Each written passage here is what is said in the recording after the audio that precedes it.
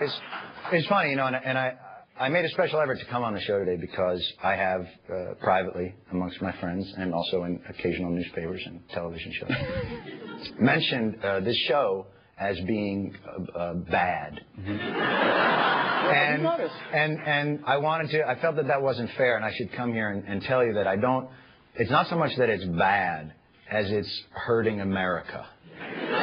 So I wanted to come here today and say, here's just what I wanted to tell you guys. Yeah. Stop. Stop hurting America. Okay, now and come work for us, because we, as the people. How do you pay? The people, not well. That doesn't seem any. But you can sleep at night. See, the thing is, we need your help.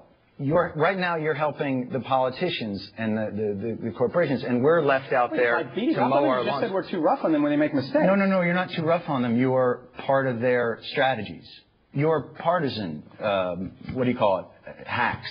Wait, John, wait, let me tell you something valuable that I think we do that I'd like to see you do. Something valuable? Yeah, no, it's I nice would like to hear it. And I'll tell you, when politicians come on, it's nice to get them to try and answer the question. And in order to do that, we try and ask them pointed questions. I want to contrast our questions with some questions you asked John Kerry recently. If you want to compare your show to a comedy show, you're more than welcome to.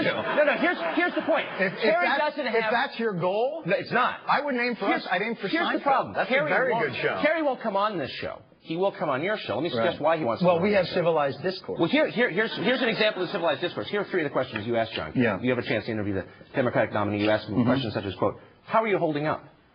Is it hard not to take the attacks personally? Yeah. Have you ever flip-flopped, et cetera, et cetera? Yeah. Didn't you feel like you got the chance to interview the guy? Why not ask him a real question instead of just suck up to him? Yeah, how are you holding up is a real suck-up. And I actually was giving him a hot stone massage as we were doing it. You know, it's interesting to hear you talk about my responsibility to the, you know, I didn't realize that, and maybe this explains quite a bit. No, the opportunity is that the news organizations look to Comedy Central for their cues on integrity. So what I would suggest is, when you talk about you're holding politicians' feet to the fire, I think that's disingenuous. I think how are you holding up? I mean, come on. No. I don't. But my role isn't. I don't. You can ask him a real question, don't you think? Instead of saying, you know. I don't think I have to. By the way, I also asked him, you know, were you in Cambodia? But I didn't really care, because I don't care, because I think it's stupid.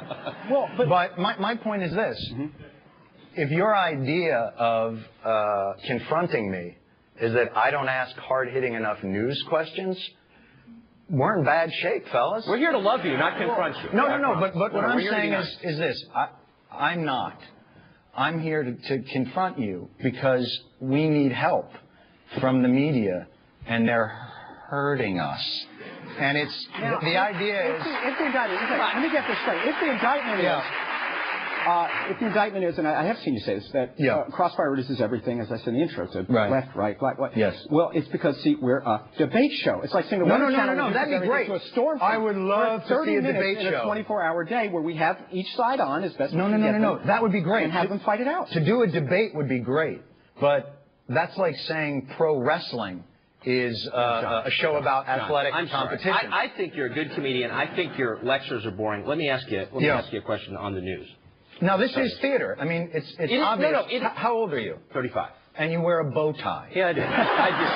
So this is. No, I know. You're right. Let me just go. No, come on. And listen, I'm not suggesting that you're not a smart guy, because those are not easy to tie. But the thing is that you're doing theater when you should be doing debate, which would be great. No, it's not honest. What you do is not honest. What you do is partisan hackery. And I'll tell you why I know it. You have John Kerry on your show, and you sniff his throne, and you're accusing us of partisan hackery? Absolutely. You've got to be kidding, man. You're on CNN. The show that leads into me is puppets making crank phone calls.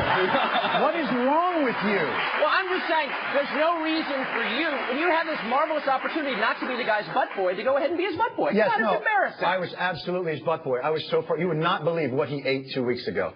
You know, the interesting thing that I have is you have a responsibility to the public discourse, and you fail miserably. I think. You need to go to one. The thing that I want to say is, when you have people on for just knee-jerk, reactionary talk. Wait, I thought you were going to be funny. Come on. Be funny. No, I'm not going to be your monkey. Go ahead. I watch your show every day, and it kills me. I can tell you love it. It's so painful to watch. You know, because we need what you do. This is such a great opportunity you have here to actually get politicians off of their marketing and strategy. Yeah, it's someone who watches your show and cannot take it anymore. I just can't. What's it like to have dinner with you? It must be excruciating. Do you like lecture people like this? Or do you come over to their house and sit and lecture them? And, you know, they're not doing the right thing, that they're missing their opportunities, evading their responsibilities? If I think they are. Look, I wouldn't want to eat with you, man. That's horrible. I know, and you won't. But the thing I want to get to... We did promise naked pictures of the Supreme Court. Yeah, we did. No. Let's get to those. Why can't we just talk, please? I beg of you guys. I think you watch too much Crossfire. We're going to take a quick break. No. No, hold on. Please. We've got commercials. Please. Next. Please stop. Let me ask you guys again a question, because we talked a little bit about, you know, you're actually doing honest debate and all that. But after the debates, where do you guys head to right afterwards? The men's room. Right after that. Right, home. Spin Alley. Home? No, Spin Alley. What are you talking about? You mean at these debates? Yeah, you go to Spin Alley, the place called Spin Alley. Now, don't you think that for people watching at home, that's kind of a drag, that you're literally walking to a place called Deception Lane? Like, it's Spin Alley. It's don't you see, that's the issue I'm trying to talk to you guys. I actually believe, I had a lot of friends who worked for President Bush. I went to college with Neither of us was ever in the spin room, actually. No, I did. I went to the Larry King show. They actually believe what they're saying. They want to persuade you. That's what they're trying to do by spinning. But I don't doubt for a minute these people who work for President Bush, who I disagree with and everything, they believe that stuff, John. This is not a lie or deception at all. I think they believe just like I believe in my guys. I think they believe President Bush would do a better job. And I believe the Kerry guys believe President Kerry would do a better job. But what I believe is they're not making honest arguments. So what they're doing is, in their mind, the ends justify the means. I hate to say it at all. I do think you're more fun on your show. Just my opinion. Okay, Jon Stewart goes one-on-one with his fans. You're as big a dick on your show as you are on any show. Now you're getting into it. I like that.